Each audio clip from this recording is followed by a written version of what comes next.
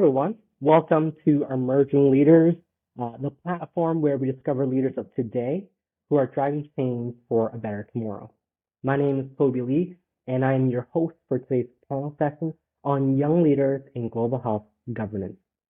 This session has been organized by the Canadian Youth Outreach Team and the Global Health Annual Review. And before we start the panel session, I would like to take a moment to acknowledge the importance of the land which we call home. We do this to reaffirm our commitment and responsibility in improving relationships between nations and to improving our own understanding of Indigenous people and their cultures. From coast to coast to coast, we acknowledge the ancestral and unceded territory of all the Inuit, Métis, and First Nations people that call this nation home. And as we proceed with the session, I also ask that you share your own personal acknowledgement and appreciation of the lands and territories that you currently reside on. As a quick reminder for our registered participants, this panel discussion is expected to run for approximately 40 minutes. After the panel discussion, we will then move to Zoom, where you'll have the opportunity to interact directly with our panelists. Now, without further ado, let's meet our exceptional panelists. So panelists, please, you can now turn on your cameras for our viewers to see you. So panelists, in 2 minutes or less, please tell the viewers a little about yourself, and that can include your current role, your education, and even your career aspirations. Hi, thanks, Toby. Thanks so much for organizing this. My name is Ayah Nayfeh. I'm a senior policy analyst in global health policy at Global Affairs Canada. Before that, I worked for 2 years in the maternal and child health program at the International Development Research Center, and that's really what helped me build my career and my trajectory in global health policy. So currently my role is to advise on Canada's global health policy positions and priorities in various multilateral fora. So that includes the G7, the G20, the UN General Assembly, and the World Health Organization. I also held the role of the 2019 Youth Delegate with the Office of International Affairs for the health portfolio. So that's to the Public Health Agency of Canada. And I've since passed on the baton to Yapeng and Bree, and now Toby, who's doing an incredible job in the role. And I'm also completing my PhD in health services research at the University of Toronto. So I'm excited to be here and excited to share my experience with you. Emily. Hi, everyone. Thanks, Toby, for having us. My name's Emily. I'm from Prince Edward Island, or the traditional land of the Mi'kmaq. My background is actually not in health, but I recently completed my Master's of Arts in Global Governance at the Balsillie School of International Affairs, and part of our degree was doing an internship, and I got to do my internship with the Permanent Mission of Canada to the United Nations in Geneva. And there I got to work with the health team, and I got to go to the WHO Executive Board and the WHO, the World Health Assembly in May, where I met Toby. But my background, I actually studied human rights and international relations at St. Thomas for my undergrad and global governance for my master's degree. And I'm actually joining Global Affairs Canada again in September. Those will be my next steps. Sarah. Yes, hi everyone. So my name is Sarah Paquette. So my background is not related to health also, but I've studied law at the University of Montreal, and then did a master's in international relations at the Université Laval in Quebec City. And like Emily, I had to do an internship, and so I met Emily at the Permanent Mission of Canada to the United Nations, and I got to work with the human rights team, so I'm not a global health expert, but I'm happy to be sharing my personal knowledge and experience in more in the international field. Moeen. Thank you, Toby. Hello, everyone. My name is Moeen. My background is in laboratory medicine, but I recently graduated with a dual degree program. I'm right now stationed in Geneva. It has been for almost 2 years now, where I studied a dual degree program in global health from the University of Geneva and international affairs from the Geneva Graduate Institute. I'm right now registering as a PhD student again with the University of Geneva with the computer science department. We're working on computational diplomacy for global health governance. But previously, I've worked with the World Health Organization in the Health Emergencies Program. I've worked with the World Federation of Public Health Associations on public health workforce. Then I worked with the Global Health Center at the Geneva Graduate Institute, working on the recent pandemic treaty negotiations. And right now, I'm also working with the Geneva Center of Humanitarian Studies, working mostly on access to vaccines for refugees and migrants. Happy to be here tonight. It's a really distinguished panel, and likewise ready to learn from all of you. No, distinguished is the perfect word to describe you guys here. I'm so a fan of your work. And I just want you to help me here in setting up the scene a bit. In your words, in your own words, what is global health governance? And could you share an example of how you observed or saw its impact on the global community? Perhaps I can kick things off here. So to me, what global health governance means, it's a system of different mechanisms that we use to drive collective action on various global health issues. So in my world, in global health policy, that often looks like multilateral negotiations, whether it be at the G7, at the G20, at the UN, or WHO. It's negotiating with member states to try to reach consensus around what our global health priorities should be for that given year. And global health governance can also mean the development or the replenishment of different partnerships and different funding programs. So things like Gavi, the Global Fund, the Global Financing Facility. In my work, I think I've often wondered whether these words on paper have any real implications or impact on society. And I think the perfect example of when it does, or where I've seen it have an impact on society, when I started in global health, it was really at the end of the Millennium Development Goals and just the beginning of the Sustainable Development Goals, so in 2015. And really, we saw that shift in funding and in priorities towards maternal and child health, towards sexual and reproductive health and rights, and that's had a huge impact on society in terms of funding, in terms of priority setting, and doing work in areas where we never thought possible, in conflict inflicted and fragile states as well. And of course, we've seen significant improvements in terms of women, children, and adolescent health. We're in a place right now where we have seen a bit of backtracking in terms of progress, just given the COVID-19 impacts, disruptions to essential health services, and also backtracking in terms of language, just where we're at globally on some of these issues. So I think we're in a place where we really need to utilize global health governance mechanisms to try to get back on track in terms of women and girls' health outcomes, in terms of sexual and reproductive health and rights, and important that we utilize these mechanisms as much as possible to make efficient progress in those areas. Thank you so much for sharing that. And the point about, the concern whether words on paper really have an impact, I sometimes feel like that's a question that comes to my mind quite often. Thank you so much for sharing that. Hold on. Any further reactions? Perhaps I can go if that's okay. I would say that was a pretty accurate definition of global health governance. The famous person that we can maybe take some lessons from is Professor Luna Kickbush, who actually is one of the persons who coined the term, and she categorizes the thing we know as global health governance into three different terms. So one is global health governance, which refers mainly to the institutions and processes of governance that are related in explicit manner to health mandates. The prime example would be the World Health Organization. Then we have global governance for health, which refers to the institutions and processes of global governance that have a direct or indirect health impact, like, as we saw with the pandemic, the World Trade Organization, how we manage the distribution of vaccines, how we manage the intellectual property rights in terms of pandemic countermeasures.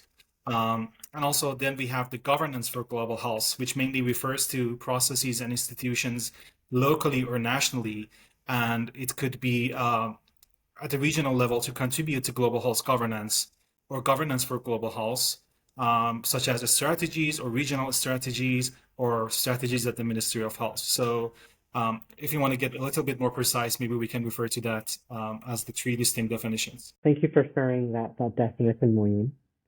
Any further reactions? Sarah Miller? Any thoughts? I think I would add, Sarah, do you want to go first? Go ahead. During my time with the mission, it was really cool to observe member states come together to try identify priority areas in global health. But similarly, it was, from my perspective, it was really cool to also witness non-state actors and the roles of NSAs and the private sector, but particularly NSAs, because I think one point I often heard in Geneva was the importance of their meaningful participation and inclusion, because oftentimes they're in community delivering services. And because they have that knowledge on the ground, having them in these discussions is so important. So I think when I think of global health governance, oftentimes there can be closed doors with member states, but also opening up those doors to ensure all actors help to determine what that looks like. Excellent. Thank you, Emily, for showcasing the importance of non-member states. Usually when we talk about the international means, we put a focus on member states and countries, and that's really non-member states that, really are driving change as well. Sarah? Yes, I think, for me, global health governance, it relates to like individuals, state actors and non-state actors that discuss global health issues that will have like a worldwide like impacts. And I think the best example that we have all shared recently, and for me as an individual that has not studied anything related to health, is definitely when the WHO declared COVID as a pandemic back in March 2020, when like the world started to shut down completely, and like with closing borders and national measures taken. And I think I saw the impact on how an international organization can be powerful and have a lot of big influence on our daily lives. Yeah. Excellent. Thank you, panelists, for sharing your observations close up. Something that I want to ask you next is, as an early professional, as a young professional in global health, you've seen it all. You've seen member states. You've seen that negotiation. What is something that keeps you up at night? What is an issue happening around the world, either now or something you foresee that kind of worries you? And at the same token, during this time when you've had some experience working in global health, what is something that gives you hope? I can go ahead if nobody wants to jump in. Go ahead. I think one thing that worries me, it's how we see either it's like health or human rights also, or any other fields, how political and corporate interests are sometimes taking over the general well-being and safety of the future of our global health, and also the lack of global solidarity that we're seeing, and therefore the rise of national interests like taking over. So for example, currently there's like negotiations on a pandemic treaty, and I think the pharmaceutical lobbies are taking a lot of space, and they have a huge influence on negotiations. But also what gives me hope would be, I think this habit of the world together at one place and to address and discuss on a given issue, and also to see like young people sort of like outraged by global inequalities and their willingness to address those issues and their determination and commitment. Thank you. Thank you, Sarah. Emily? I'll jump in. During my time in Geneva, I got to work on global health at WHO, but I also got to work in some other fields like humanitarian affairs, some cyber stuff. And one thing I noticed across all those forums that I got to be part of for a short amount of time was climate change. Every single meeting I went to, climate change came up, and often the message was our demands are increasing. We can't keep up with the pace, and there's less funding, and it's with climate change, it's only going to get worse. So it was kind of a sobering message to hear almost on a daily basis, and to kind of reckon with, well, what are we going to do? Because we're already struggling to keep up. So I think that's one thing that definitely worries me, especially being a young person, because that is our future. But similarly, what gives me hope is in those spaces, hearing young people and the urgency that's also in their voices and what they're saying. Because I talk to my peers, or if I'm meeting other young people, oftentimes I think that's something that's often on my mind. So getting to connect with young people on climate change and kind of what Sarah was saying, that will to, we need to act now. That gives me a lot of hope, because, we're entering the workforce now, and to have that sentiment, I think, will lead to a greater change. Moeen?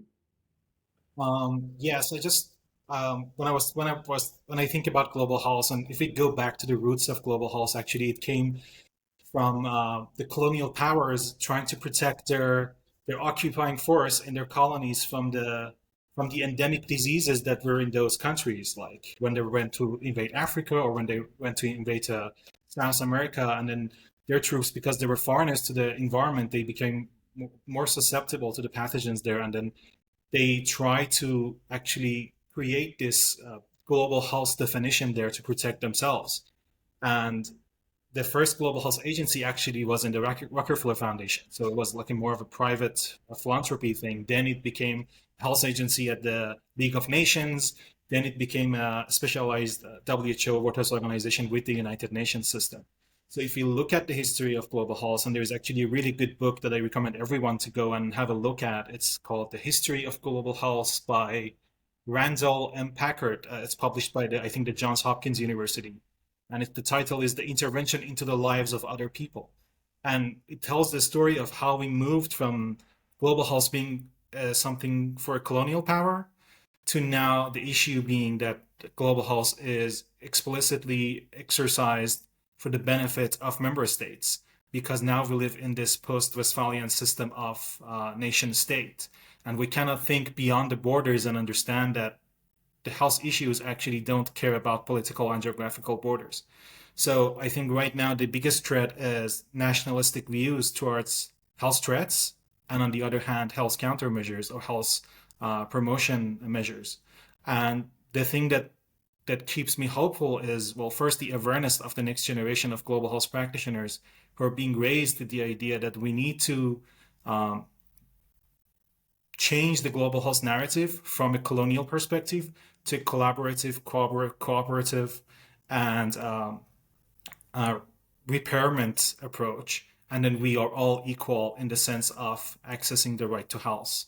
And the rise of the civil society organizations, NGOs, the rise of the cyber spaces and cyber communities who rise in support of each other, I think is something that gives me hope as well. Thank you, Moeen. Ayah? Thank you so much. So building off a bit of what Moeen was talking about as well, something that has sort of caught my interest post-COVID is this idea that perhaps the way that we're doing things is not as efficient or equitable as it needs to be, or as it should be. So I think, coming out of the Millennium Development Goals, moving into the SDG era, we started funding these huge global health initiatives like the Global Fund, like the Global Financing Facility, Gavi. And they were all very focused on these vertical programs, right? Like very disease specific, very siloed programs, targeting very specific issues. And what we're seeing after the COVID-19 crisis really is that there's no cohesion between all of these initiatives that we're pouring into. What we really need to do is build more resilient health systems. What we need is a stronger health workforce. We need to ensure that individuals have access to primary health care. But I guess the question is the way that we're doing things conducive to that idea? And what's hopeful is that there is work that's starting to explore that a little bit more. So trying to understand how you can strengthen alignment across these different global health initiatives. So you may have heard of the Future of Global Health Initiatives process, and it's really looking at ways where you can create more cohesion across these different programs that donors are funding and different stakeholders are involved in. And what that does is it sort of moves the accountability from these global health initiatives to the country level.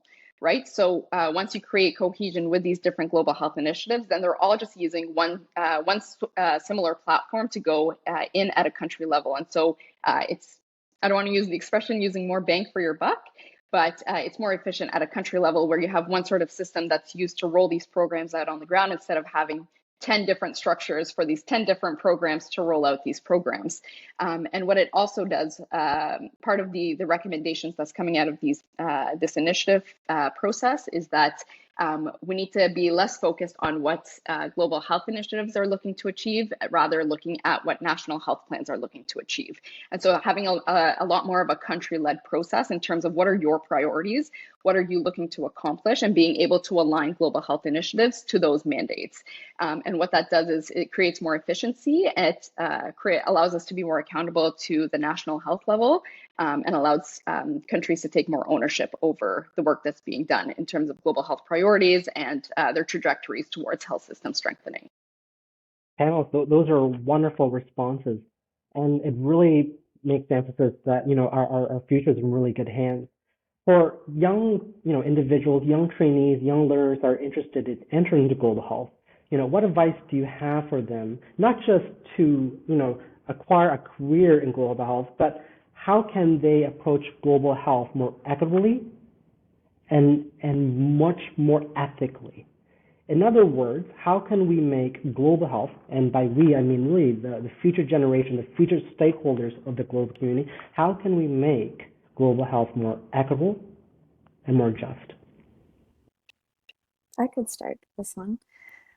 Go ahead, Emily. I loved this question because it brought me to what I think has been one of the lessons that resonated with me most from my master's, where I took a class called Indigenous Environmental Management Perspectives. And our professor, we learned a lot in the class, but I think a lot of our lessons came from one another. And he set up his classroom to ensure that everyone felt like they could share their thoughts, their ideas. And one day we were all sitting in a circle and we were sharing our ideas from probably a reading. And he was telling us his teachings from his nation were the importance of all voices.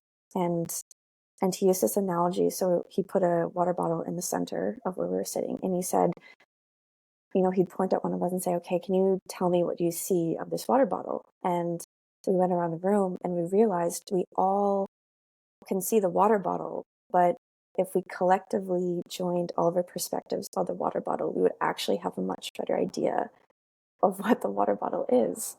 And while it was a simple analogy, it really brought home the importance of everyone's voice, because we all bring a different perspective to the table, but no one perspective is going to have the solution or the truth. So by having everyone at the table and listening to what we all have to say, including knowing that what you contribute is just as important as well. Because I think sometimes as young people, maybe we feel like we don't have enough experience or knowledge to be able to contribute, but I would say that's actually not true. We all have we know more than we think we know, and sharing that is really important. So I think that's my advice would be to look for those different perspectives and to also recognize your own perspective as being an important one. I really like what you said, Emily, and I love that analogy. Perfectly said. Panel, any further reactions? Perhaps I can jump in. How to make global health more equitable and more just. What I've learned, mainly through my academia and my research, is that typically we tend to use a one-size-fits-all system when it comes to implementing different health programs and health policies, without acknowledging that there are so many different groups who access these services differently, who receive these services differently, who've had different experiences with the healthcare system and might have a little bit more mistrust with health system leaders due to racism, due to systemic barriers. And I think it's important that we begin to acknowledge that a lot stronger than we have in the past.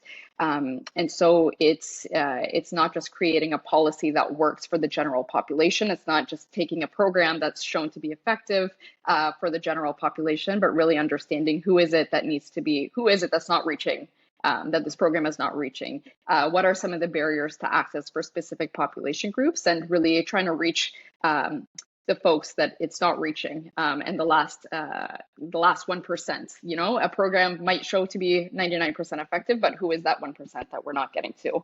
And I think that's where the importance of implementation science, monitoring and evaluation comes in, really gathering indicators, gender disaggregated, sex disaggregated indicators, as well as race-based indicators, to really understand what are some of the barriers and who are we not reaching and how can we do it better.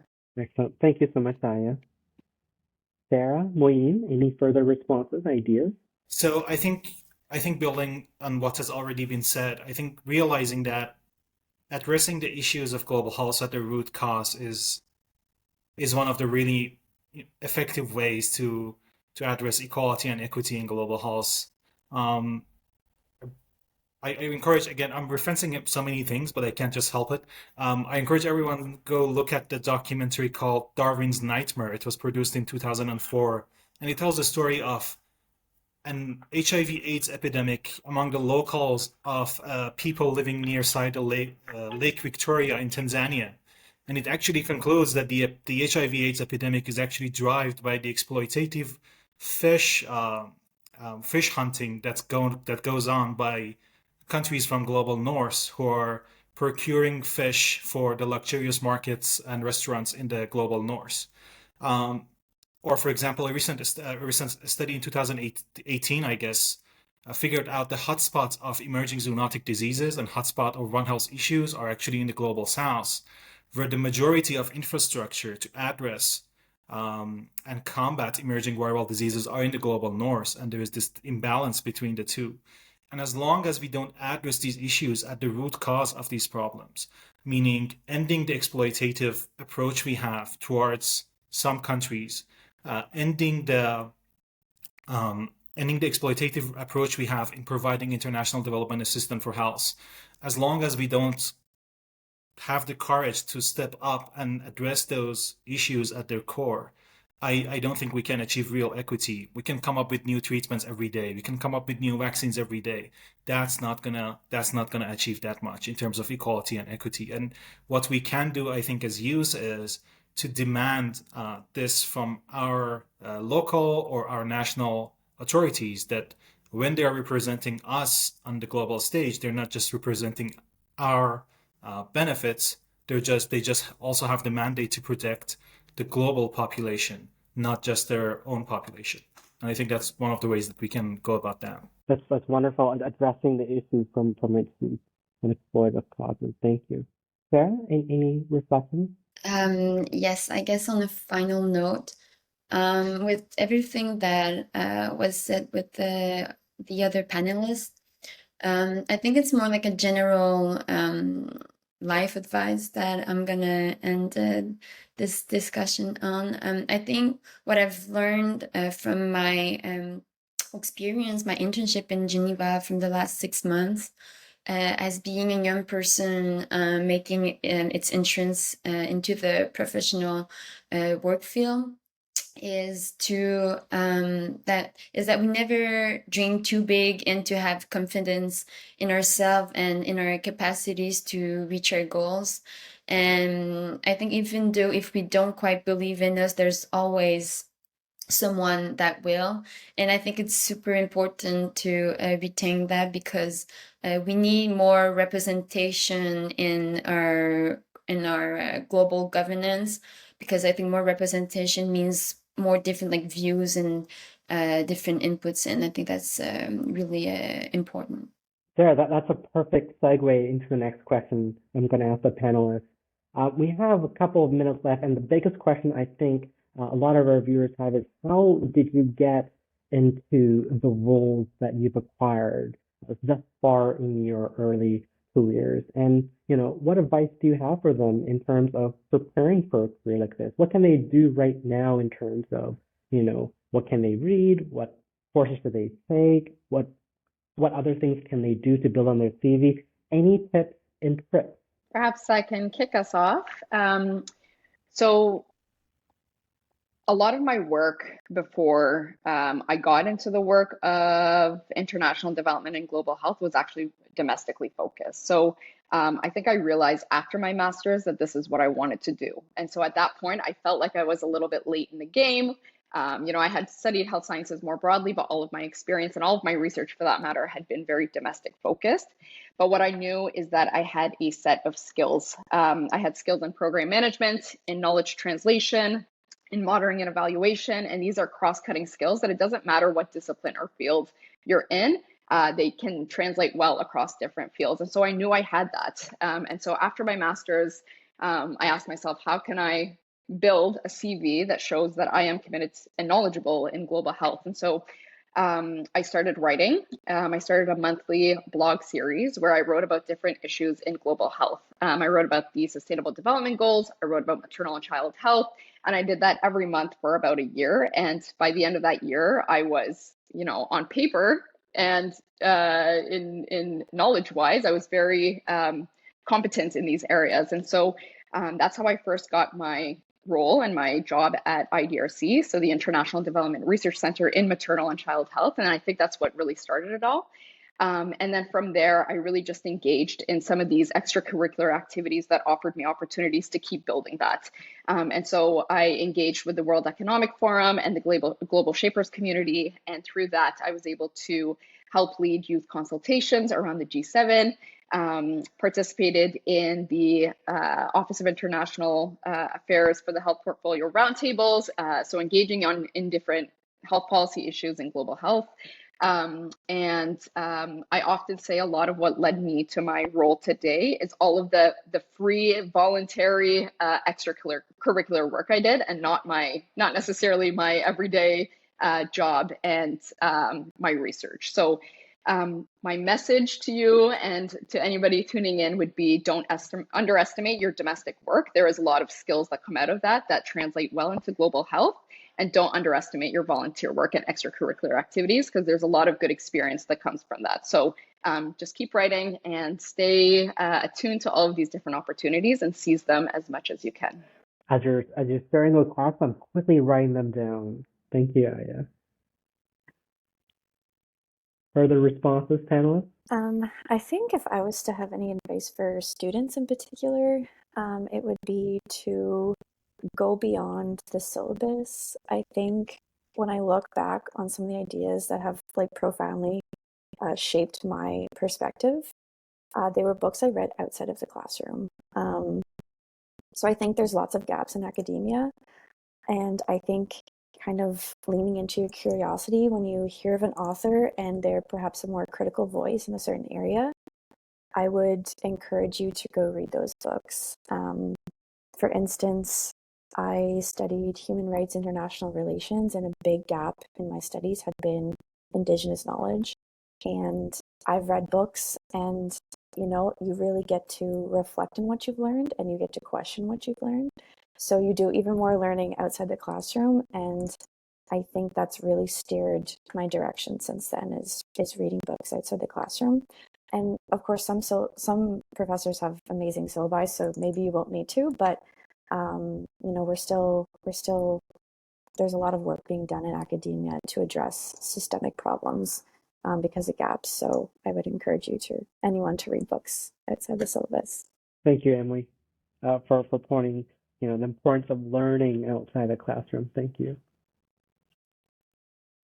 Our other two panelists, Sarah and Moeen, responses, thoughts? Moeen. Yeah, I think most of the points were covered. But if I want to add to that, well, definitely working locally, starting locally is what I did as well, and that was a really good advice. Not only writing a lot, but also reading a lot. There is a abundance of good material freely available everywhere in your library online, and you can access those and start reading as well. I would say extracurricular activities was also mentioned. I think they were fantastic in terms of shaping and figuring out what you actually like, or more importantly, what you actually don't like, because it's easier for us to figure out what we don't like and put it aside definitively rather than finding what we like. So I would say trial and error and new disciplines every day and trying to figure out where your niche is actually. But the thing I want to really mention is mentors. So throughout your bachelor's studies or master's studies or even your high school, if you're not in university yet, there are a lot of people who can be mentoring you in different areas of your life. And it shouldn't only be health or global health. They shouldn't be physicians or public health practitioners. They can be people who are really good at project management. They can be people who are really good at teaching you how to manage your time, how to socially conduct yourself. So find those people and try to build a meaningful relationship with them and try to have them as your mentors. What I also did beside that was I call it passive mentors. So people who I don't have direct access with and they don't have time for me, but I can always follow what they do online or on Twitter and learn from what they do and what they tweet and what they write. So for example, I started following Ilona Kickbush or Seyed-Moeen or people who are really renowned in the area of global health. And I started following their tweets and figuring out, okay, what's actually new in the field of global health? What are these people thinking? So I would say mentoring and finding a good mentor, whether active or passive, is really important. And also, I would say global health is really special in the sense that it's extremely transdisciplinary. So don't think that if you're not a medical doctor or a public health student or a health policy student, you cannot come into public global health. There are actually a lot of people who have a great impact in global health that have nothing related to health. There are lawyers, there are political scientists, there are environmental scientists, there are communication leaders. So I would say have that in your mind that whatever you're studying, whatever you're interested in, the right to health is something that we understand right now that enshrines in everywhere. And it's just for you to go out there and find out how you can connect what you do with the equal opportunity for health to everyone. Thank you, Moeen. The concept of a passive mentor, that is a very valuable insight. Thank you for sharing that. Sarah? Yes, I think definitely for me also, my advice would be to have those extracurricular activities. I think our educational system is more based on like knowledge and be more passive, and we should be more encouraged to have professional activities outside of school to get to know better like the work field. And also I think my advice would really be to like seize the opportunities that we sometimes don't expect. I feel sometimes we have like some goals in our minds and we know that we want to do this and we know how to get there, and sometimes just like is an opportunity would just pop up and we didn't thought about it. And I think it's to be really open-minded to situations that come our ways and maybe have a thought about it. So yeah. Excellent. Thank you so much, Sarah. To seek the opportunities you least expect. That's such a beautiful quote there. Panelists, thank you so much for this refreshing conversation. And, it's such a privilege to be able to share this space with you. As we conclude this panel discussion, registered participants, We will see you on Zoom for our networking session on that platform. That platform will not be recorded, so you can ask even more intimate questions and get to know all the hacks and tips that these panels have in hand. With that said, thank you everyone for watching, and cheers. See you soon.